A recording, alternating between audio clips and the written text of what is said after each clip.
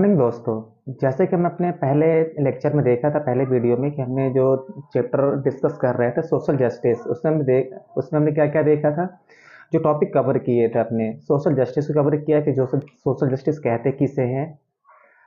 हमने आर्टिकल 15 को बताया था, डिस्कस किया था। फिर origin of the social justice देखा था कि इसका ओरिजिन कहाँ से हुआ था। जो एक वर्ड था जंगर, उससे जो इसका ओरिजिन होता है।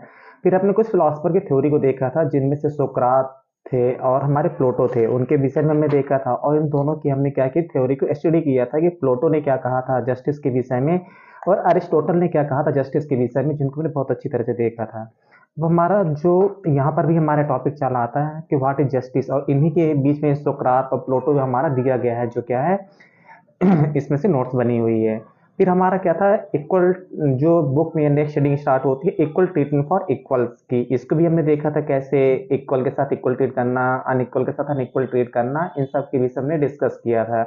फिर हमने देखेंगे different dimension of the social justice, different types of social justice, dimension of the social justice देखेंगे। इसमें से क्या स्टार्ट हो, हमारा पहला जो देखते हैं तो तीन प्रकार के हमें यहाँ पर क्या मिलते हैं, पॉइंट्स मिलते हैं। एक होता है हमारा सोशल जस्टिस, दूसरा होता है पॉलिटिकल जस्टिस, तीसरा होता है इकोनॉमिकल जस्टिस। इकोनॉमिक जस्टिस मतलब कह सकते हैं पहला कौन सा हो गया, सोशल हो गया, दूसरा कौन सा हो गया, पॉलिटिकल हो गया, तीसरा कौन सा हो गया, इकोनॉमिकल हो गया। यानी इकोनॉमिक जस्टिस की बात करते हैं। थ्री टाइप्स ऑफ हमारे जस्टिस है यहाँ पे। तो सोशल जस्टिस क्या आएगा हमारा, जो हमने आर्टिकल 15 में डिस्कस किया था ऑलरेडी पहले ही।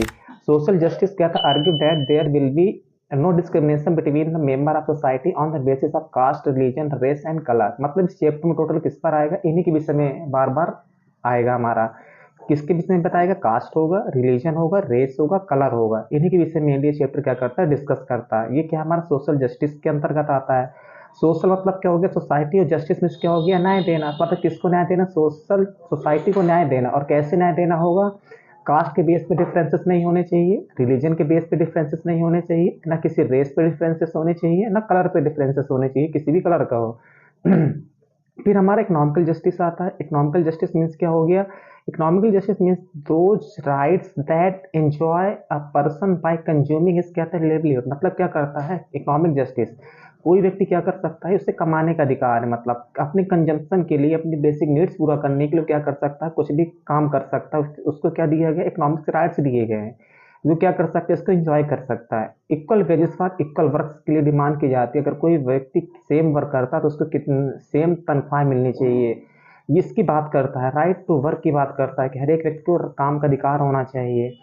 रिमूवल ऑफ कहता है अनएम्प्लॉयमेंट एंड प्रॉपर्टी, किसको खत्म करने की बात की जाती है, किसको, अनएम्प्लॉयमेंट को खत्म करना। ज़्यादा से ज़्यादा गवर्नमेंट को क्या करना चाहिए, एम्प्लॉयमेंट देना।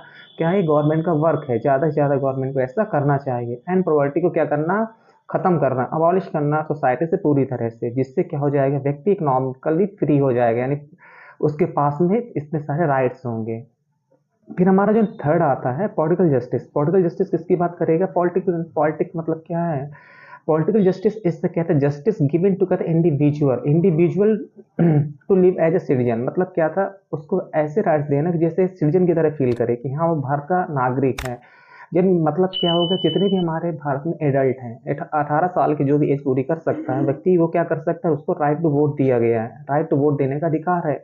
वो क्या कर सकता है, राइट टू वोट दे सकता है। Adult franchise right to criticise government, और क्या है उसके पास में गवर्नमेंट को क्रिटिसाइज करने का राइट है। क्रिटिसाइज करने का राइट मतलब गवर्नमेंट को गाली देने का राइट नहीं, आप उसको सिर्फ क्रिटिसाइज कर सकते हैं उसकी पॉलिसीज पे, इस बेस पे, बाकी आप कुछ कर नहीं सकते इस तरह।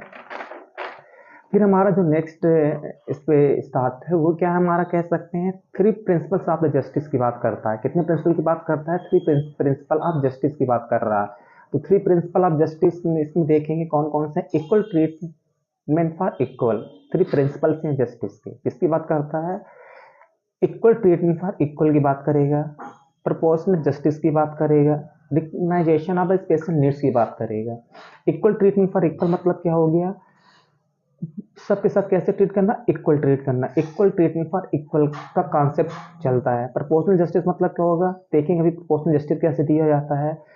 Recognisation of the special needs मतलब हमें ऐसे पहचान करना जिनको रियल में क्या है, आवश्यकता है, किसकी, एक स्पेशल नीड्स की आवश्यकता है। हम ऐसे कॉन्सेप्ट को देखेंगे। फिर देखो यहाँ पर देखते हैं जो थ्री प्रिंसिपल हैं हमारे, इक्वल ट्रीटमेंट फॉर इक्वल, इसमें क्या आता है, दिस कॉन्सेप्ट इस क्या था इंट्रोड्यूस बाई कहता है जर्मी बेंथम के द्वारा क्या किया गया था, इसको इंट्रोड्यूस किया गया था।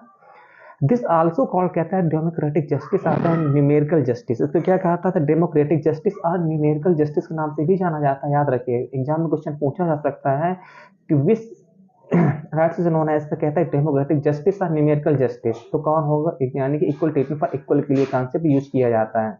फिर कहता है द रिसोर्सेज ऑफ द कहता है कंट्री राइट्स हो गया, फ्रीडम हो गया, शुड भी कहता है इक्वली डिवाइडेड बिटवीन कहता है इट्स मेंबर, किसमें डिवाइड होने चाहिए, इस यानी कि जो भारत के नागरिक हैं इसमें राइट्स एंड फ्रीडम क्या इक्वली डिवाइड करना चाहिए, किसी के साथ में डिफरेंस नहीं करना चाहिए कि कास्ट के बेस पर, रिलीजन के बेस पर, रेस की बेस पर किसी के साथ डिफरेंसेस नहीं होना चाहिए, सभी के साथ में राइट्स एंड फ्रीडम का इक्वल डिस्ट्रीब्यूशन होना चाहिए। And no one should not be कहते discriminated on the basis of, फिर आगे देखिए caste, class, gender and race, फिर से वही बात यहाँ पर इनके बेस पर किसी के साथ भेदभाव नहीं करना चाहिए। फिर जो हमारा सेकंड पॉइंट है प्रपोजनल जस्टिस, प्रपोजनल जस्टिस क्या होता है, this principle convey that the equally should भी कहता है treated as equal and unequal should be treated as equal, मतलब क्या था, इक्वल के साथ में इक्वल ट्रीटमेंट करना चाहिए, अनइक्वल के साथ में अनइक्वल ट्रीटमेंट करना चाहिए, इसकी बात करता है। एंड ईच पर्सन कहता है should give justice according to their work, और कैसे काम करना चाहिए, कैसे जस्टिस देना चाहिए उसके अकॉर्डिंग उसको न्याय मिलना चाहिए, किसके अकॉर्डिंग, जैसा वर्क करता है उसके अकॉर्डिंग उसको न्याय मिलना चाहिए, मतलब क्या था, इक्वल के साथ इक्वल ट्रीट करें, अनइक्वल के साथ अनइक्वल ट्रीट करें। जैसे कि स्विट्जरलैंड में राइट्स दिया गया है, यानी कि अब जैसे कि वहां पर क्या किया जाता है, जो रिच पर्सन है उसके लिए राइट्स कैसे दिए जाते हैं, उनके साथ में अलग कानून बनाया गया है, अब जो लोअर सेक्शन है सोसाइटी का उसके लिए अलग से रूल बनाए गए हैं, मतलब इस तरह दिया गया है वहाँ पे। फिर इसमें क्या है, recognisation of the special need, किनकी पहचान करना, ऐसे व्यक्ति की पहचान करना जिसको आवश्यकता है, किसकी स्पेशल नीड्स की आवश्यकता है, उनको क्या करना, ध्यान रखना।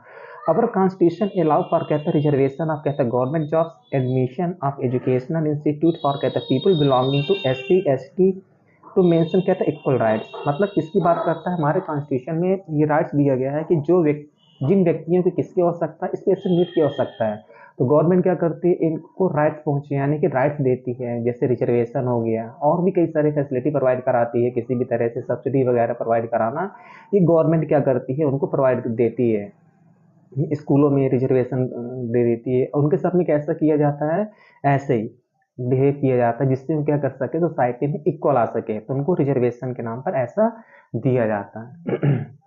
फिर हमारे एक स्कॉलर हुए कह सकते हैं John Rawls theory of justice, उन्होंने जॉन रॉल्स की थ्योरी की बात करते हैं यहाँ पे।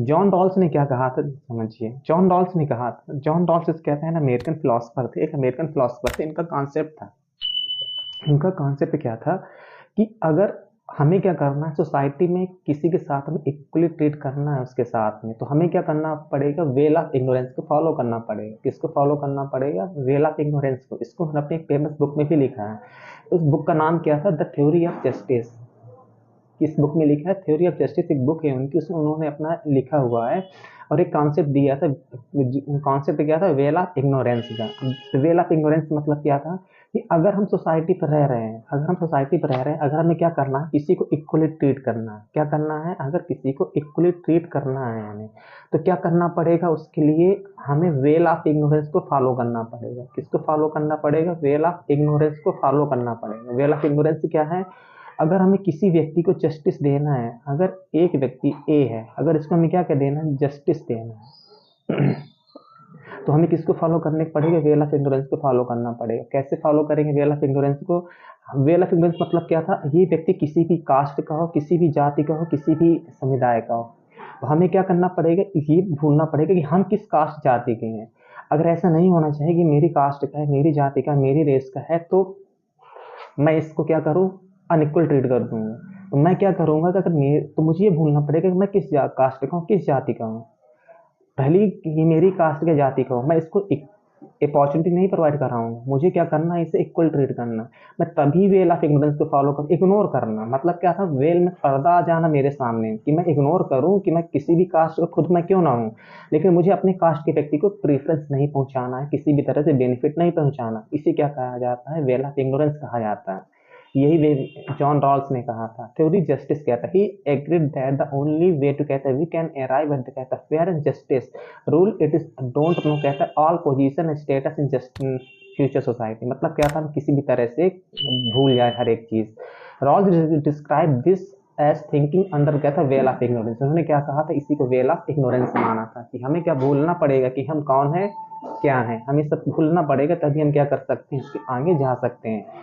फिर क्या था, एडवांटेजेस ऑफ दिस कॉन्सेप्ट। इसका एडवांटेज क्या है कॉन्सेप्ट का, थिंकिंग अंडर द, कहता well of ignorance will be at the fair, कहते लोग पॉलिसीज। मतलब क्या था, हम किसी पॉलिसीज को बनाते समय अच्छी तरह से ध्यान रख सकते हैं। We can make sure that the law and policies made by government will be, कहते बेनिफिशियल फॉर ऑल पीपल। इससे क्या होगा, जो गवर्नमेंट पॉलिसी बनाएगी वो किसी एक कास्ट को ध्यान में रखकर नहीं बनाएगी, जिससे सबको प्रॉफिट होगी, जिससे सबका भला होगा, सबसे प्रॉफिट होगी, और हम एक प्रोग्रेस सोसाइटी में रह सकेंगे।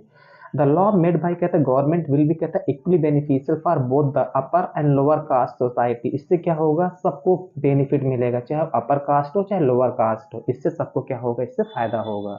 इसी को क्या कहा जाता है, यानी कि वेल ऑफ इग्नोरेंस की थ्योरी कहा जाता है। और इसी के एडवांटेजेस ये हैं, इससे क्या क्या फायदा होता है।